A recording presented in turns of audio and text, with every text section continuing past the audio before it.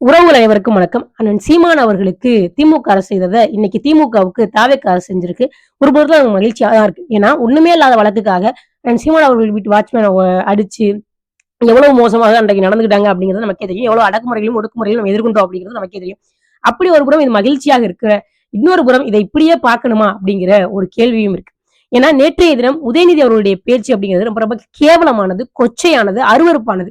அது நமக்கு மாற்றுகிறதே கிடையாது. இவ்வளவு மோசமாக முன்னாள் துணை முதலமைச்சர் இந்நாள் எதிர்கட்சி தலைவர் வந்து இப்படி பேசுறது அப்படிங்கிறது ரொம்ப ரொம்ப கேவலமானது. எதிர்கட்சி தலைவர் முன்னாள் துணை முதலமைச்சர்ன்றதை தாண்டி ஒரு மனிதன் எப்படி எல்லாம் பேசக்கூடாதோ அப்படிதான் வந்து பேசியிருக்காரு. அந்த பேச்சை நான் வந்து சமூக வலைதளங்கள்ல நீங்களே பார்த்திருப்பீங்க. நான் சொல்ல விரும்பல. இப்ப 9 பிரிவுகளின் கீழே உதயநிதியின் மீது வழக்கு பதிவு செய்யப்பட்டிருக்காங்க. இப்ப சமீபத்துல பார்த்த செய்தி. நான் நேற்றைய தினமே முடிவு செய்தேன். நாளைக்கு காலையில இது குறித்து நம்ம காணொலி போடணும். உதயநிதி அவர்கள் பேசியது குறித்து நம்ம காணொலி போடணும். ஏன்னா திமுக ஆரம்பத்துல இருந்தே இப்படிதான் இருக்கிறாங்க. தொடர்ச்சியாக ஐயா கருணாநிதி தொடங்கி உதயநிதி வரைக்கும் இவ்வளவு மோசமாக தான் பேசி இருக்கிறாங்க.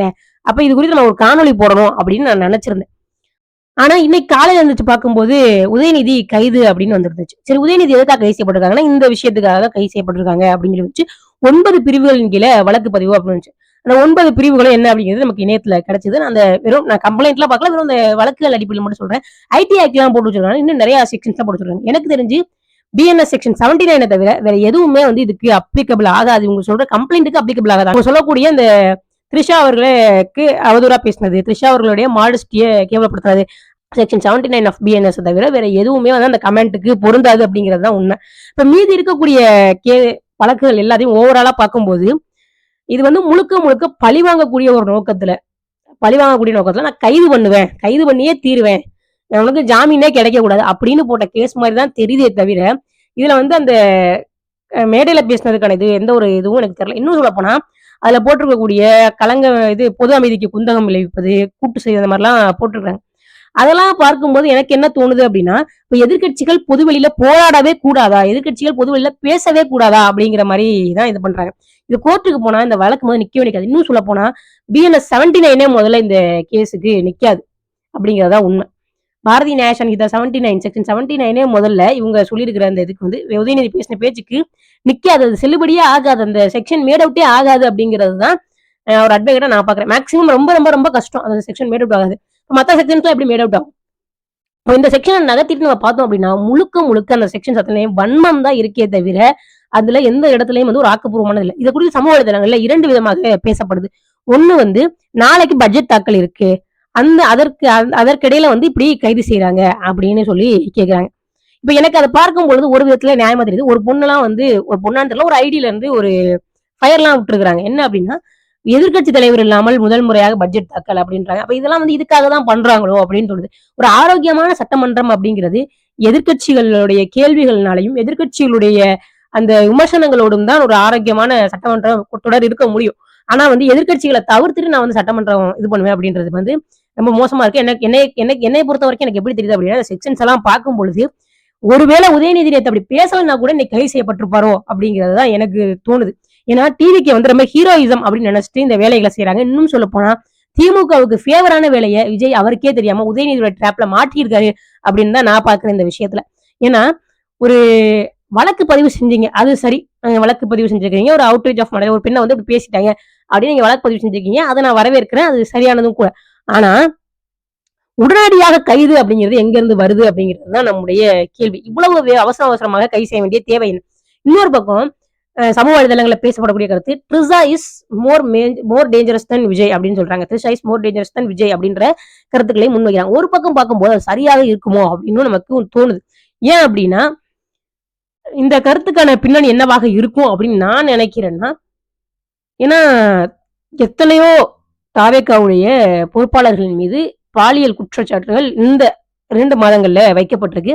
அதுல குறிப்பாக விஜய் மோகன் அப்படின்றவர் ராணிப்பேட்டையுடைய மாவட்ட செயலாளர். அந்த பெண்ணு புகார் கொடுத்து எஃப்ஐஆரும் போடப்பட்டுச்சு. இது குறித்து ஏற்கனவே நம்ம காணொலியும் போட்டிருக்கோம். தாவேக்காவுடைய ராணிப்பேட்டை மாவட்ட செயலாளர் விஜய் மோகன் அப்படிங்கிறவரு ஒரு பெண்ணிடத்துல, அதாவது கட்சிக்கு இணைய வந்த பெண்ணிடத்துல தவறான முறையில வீடியோ கால் பேசி அந்த பெண்ணை வந்து நீ எப்போ பார்த்தாலும் வந்து வீடியோ கால்ல வா அப்படின்னு கேட்டு அந்த பெண்ணுடைய அந்தரங்கங்களை ஸ்கிரீன்ஷாட் எடுத்து அந்த பெண்ணை மிரட்டி மீண்டும் மீண்டும் மீண்டும் மீண்டும் அந்த பொண்ணை பாலியலா ஹராஸ் பண்ணி துன்புறுத்தி மிக மோசமான முறையில நடந்திருக்காப்ல. அப்ப அந்த விஷயத்திற்காக அந்த பெண் வந்து முதல்ல பேட்டி கொடுக்க வரும்பொழுது மீடியாவே அதை வந்து கவர் பண்ணவே இல்லை. இப்பதான் மீடியா ஒரு நான் காணொளி போட்டு ஒரு வாரம் கழிச்சு தான் மீடியாவே அந்த விஷயங்கள கவர் பண்ணியிருக்காங்க. அவ்வளவு மோசமா நடந்துட்டாங்க. அப்ப அவர ஏன் இன்ன வரைக்கும் கைது செய்யல? இன்னைக்கு வரைக்கும் அவர் மாவட்ட செயலாளர் பொறுப்புல தான் நீடிக்கிறார். ஏன் அவர் இன்னைக்கு வரைக்கும் இல்ல? அதே போல எம்எல்ஏ சரவணன் மீதும் இதே பாலியல் குற்றச்சாட்டு இருக்கு. அவர் இன்னும் எம்எல்ஏவா தொடர்றாரு. அவர் இன்னும் கைது செய்யப்படல. அப்ப ஏன் இந்த வழக்குகள் எல்லாம் காட்டாத மும்முரம் எதிர்க்கட்சித் தலைவர் உதயநிதி அவர்கள் ஒரு வார்த்தை பேசிட்டாரு அப்படிங்கிறதுக்காக காட்டப்படுது அப்படிங்கிற ஒரு கேள்வி இருக்கு. அப்படி பார்க்கும்போதுதான் சமூக வலைதளங்களை சொல்லக்கூடிய ட்ரிஷா இஸ் மோர் டேஞ்சரஸ் தென் விஜய் அப்படிங்கிறது ஒருவேளை உண்மையா இருக்குமோ அப்படிங்கிற ஒரு கேள்வி நமக்குள்ள எழுது. அப்ப யோசிச்சு பாருங்க, ஒரு ஜனநாயக நாட்டுல எல்லாருக்கும் கருத்துரிமை இருக்கு, அதுல மாற்றுக்கிறது இல்லை. ஆனா கேவலமான அருவருக்கத்தக்க வகையில கொச்சையான வகையில பேசுறதை நம்ம ஏற்க முடியாது அப்படிங்கிறது ஒரு பக்கம் இருந்தாலும், இன்னொரு பக்கம் என்கிட்டதான் ஆட்சி அதிகாரம் இருக்கு, அதனால நான் என்ன வேணாலும் உன்னை செய்வேன், நீ யாரா வேணா இரு அப்படின்னு கூடக்கூடிய அந்த அதிகார மமதில ஆடுறது இருக்குல்ல, அதுவும் ரொம்ப ரொம்ப ரொம்ப கேவலமானது அப்படிங்கறதான் நம்ம சொல்ல வரோம். அதாவது இந்த பேச்சும் கண்டிக்கத்தக்கதுதான், இந்த கைதும் கண்டிக்கத்தக்கதுதான் அப்படிங்கறதான். ஒரு பக்கம் வந்து என்னன்னா உதயநிதி வந்து ஒரு பக்கம் வந்து என்னன்னா உதயநிதியை வந்து கைது பண்ணிட்டாங்க அப்படின்னு ஒரு சிலர் வந்து கொண்டாடுறாங்க. நான் உண்மையா பார்த்தோம் அப்படின்னா இது கொண்டாட வேண்டிய கைது அல்ல, கேள்வி கேட்க வேண்டிய கைது. இன்னொரு புறம் உதயநிதி பேசினதுக்காக தானே கைது செய்யப்பட்டாங்க. உதயநிதி பேசினது சரிதான் நியாயப்படுத்துறாங்க. அதுவும் ஒரு வகையிலும் ஏற்புடையது கிடையாது. உதயநிதி பேசினது தவறுதான். என்னதான் கோர்ட்ல அந்த செக்ஷன் மேட் அவுட் ஆகாது அப்படின்னாலும், கோர்ட்ல அந்த கேஸ் நிக்காது அப்படின்னாலும், ஒரு பொதுவா நம்ம பார்த்தோம் அப்படின்னா ஒரு மாரலா லீகலா அது செல்லாதுதான். ஆனா மாரலா அது தப்புதான். உதயநிதி என்ன பேசினாரு அப்படிங்கிறது இங்க இருக்கக்கூடிய எல்லாருக்கும், திமுகவில் இருக்கக்கூடிய பெண்கள் உட்பட அத்தனை பேருக்கும் தெரியும். ஆனா தெரிஞ்சும் நீங்க அதுக்கு முட்டு கொடுத்துட்டு இருக்கிறீங்க. இதுவும் ரொம்ப ரொம்ப ரொம்ப கேவலமானது. அதே சமயத்துல இந்த பேச்சுக்காக இவ்வளவு வேகமாக ஒரு எதிர்க்கட்சி தலைவர் கைது செய்யறது அப்படிங்கிறது கேவலமானது. இன்னொரு விஷயம் என்ன அப்படின்னா, மதியம் 12 மணி வரைக்கும் உதயநிதியை கைது செய்யக்கூடாது அப்படின்னு உயர்நீதிமன்றம் சொல்லி இருந்தும் கூட இவ்வளவு வேகமாக உதயநிதி அவர்களை கைது செய்ய வேண்டிய தேவை எங்க இருந்து வருது அப்படின்னா, இது ஒரு எப்படி சொல்றது, ஒரு அற்பத்தனமான ஒரு விஷயம் அப்படின்னு நம்ம சொல்லலாம். இன்னும் உதயநிதி நாங்க கைது செஞ்சுட்டு பாத்தீங்களா, உதயநிதியே நாங்க கைது செஞ்சுட்டு பாத்தீங்களா, உதயநிதியே நாங்க கைது செஞ்சுட்டு பாத்தீங்களா அப்படின்னு நீங்க சொல்றதுக்கு உதவுமே தவிர மத்தபடி எதுவும் இல்ல. இதுல டிவிக்கு விர்ச்சுவல் வாரியர்ஸ் இதுல ஃபயர் விட்டு கொண்டாடிட்டு இருக்கிறாங்க. ஒரு விஷயம் நல்லா தெரிஞ்சுக்குங்க, இதுக்கு நீங்க ஃபயர் விட்டு கொண்டாடிட்டு இருக்கிறீங்க, நாளைக்கே நீதிமன்றம் காரி துப்பும், இதெல்லாம் ஒரு கேஸா அப்படின்னு கேட்கும். இந்த கேஸ்ல என்ன செக்ஷன் மேட் அவுட் ஆகலன்னு சொன்னுச்சுன்னா எங்க கொண்டு போய் மூஞ்சி வச்சுக்கிறீங்க?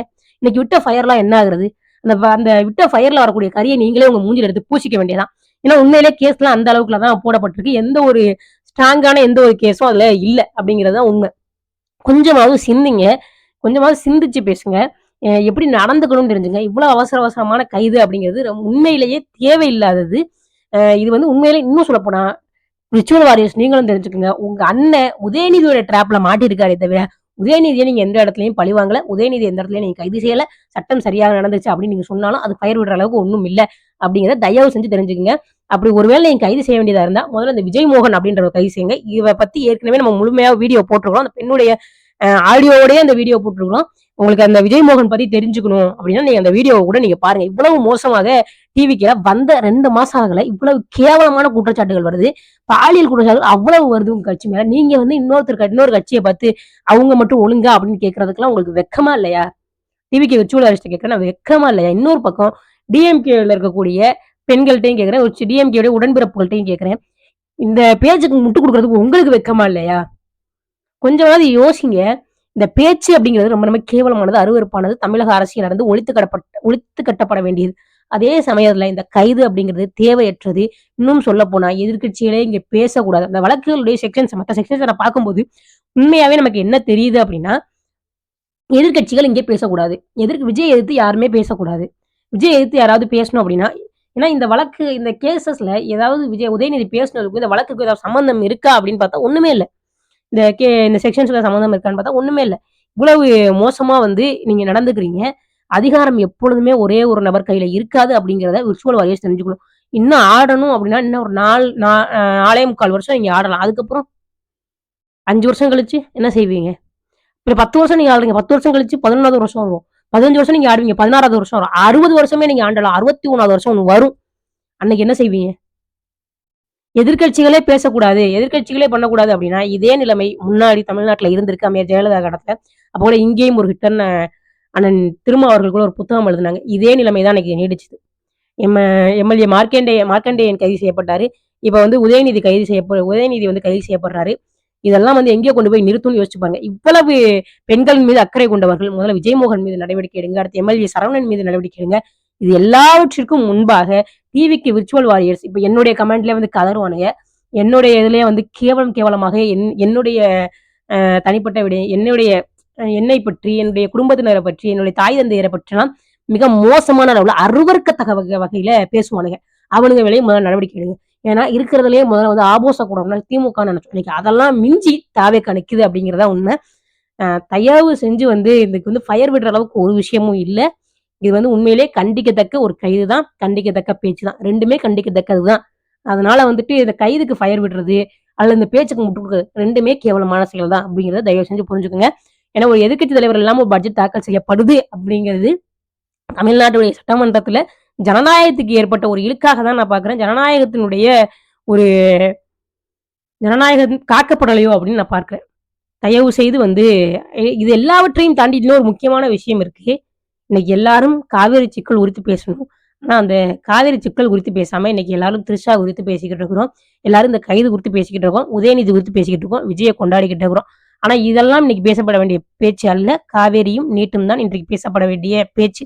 ஆனா அதை பத்தி பேசாம இருக்கோம். இன்னும் சொல்ல போனா நாளைக்கு நடக்கக்கூடிய பட்ஜெட் அப்படிங்கிறதா மிக முக்கியமான பேச்சு. அதனால தயவு செஞ்சு நாளைக்கு நடக்கக்கூடிய பட்ஜெட் குறித்து நம்ம பேசுவோம். நாளைக்கு அந்த பட்ஜெட்ல என்னெல்லாம் இருக்கு அப்படிங்கிறத பத்தி நம்ம பேசுவோம். ஒண்ணே ஒண்ணுதான். ஒரு விதத்துல நமக்கு மகிழ்ச்சி என்ன அப்படின்னா, அன்னைக்கு நீங்க சீமான் அண்ணனுக்கும் ஒண்ணும் இல்லாத குப்பை வழக்குக்கு எங்கள போட்டு என்ன நீங்க பாடுபடுத்துனீங்க. இன்னைக்கு உங்களுக்கு பண்ணது காலம் எப்படி சுத்துது பார்த்தீங்களா? அப்படின்னு தேவயானி இந்த காஃபி கப்ப சுத்துற மாரி நம்மளும் இப்படி சுத்த வேண்டியதுதான். ஆனா அதுக்காகவே இது கொண்டாடப்பட வேண்டிய விஷயமும் கிடையாது.